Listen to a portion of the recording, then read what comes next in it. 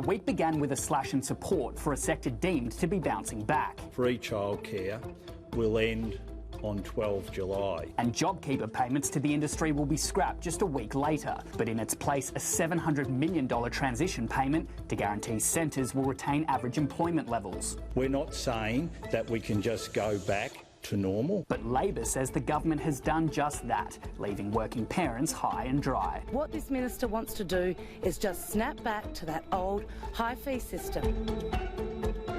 A Tuesday government grilling as the COVID committee turned its attention to the $60 billion JobKeeper miscalculation. I take full responsibility. But Labor had the Treasurer, not his department's boss, firmly in its firing line. Under the Westminster system, the Treasurer is responsible. Regardless of who wears the blame, the government will unveil possible changes to its wage support scheme in late July. The government will receive the review of JobKeeper before the Eden Monaro by-election, but they'll keep it secret until afterwards.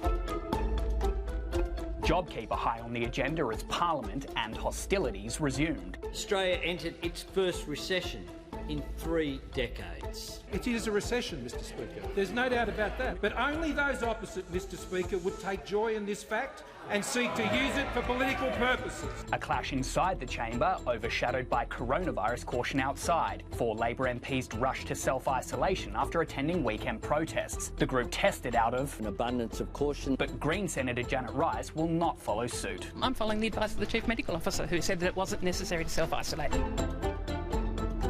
The 4 Labor MPs cleared to return to work on a day Parliament was anything but clear.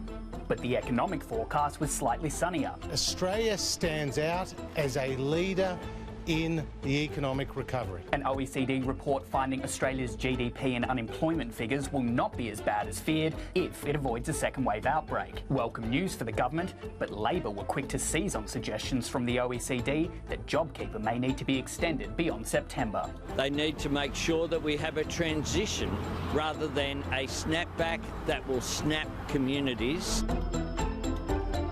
And heading into the weekend, good news for the weekend itself. We are on track. National Cabinet removing the 100-person limit on indoor gatherings, in its place a 4-metre square rule per room per venue. Now that will mean obviously for much larger premises that will provide much greater scope. Nightclubs will not be open in the near future, but up to 10,000 people will soon be able to attend outdoor stadium events. I'm sure everyone will be looking forward to that. Finn McHugh, Sky News, Canberra.